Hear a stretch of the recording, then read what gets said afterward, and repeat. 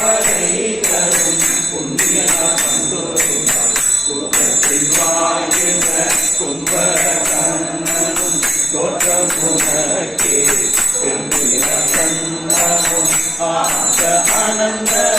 உடையாமே தேற்றமாய் வந்து இரவேவோ சென்றார் தேற்றமாய் வந்து இரவேவோ சென்றார் கடற்கரை கலந்து பெற்றாக்கு அழகிய சென்று தெருக்கை குற்றம் இல்லாத கோவலம் பொருளிலே உத்தரவல்லு அமையே போரா குற்றத்து தோழிமா எல்லாரும் வந்து குற்றம் புகுந்து முன்வந்தன் கேட்பாட சிற்றாதே கேட்டாதே செல்வத்தின் காட்டி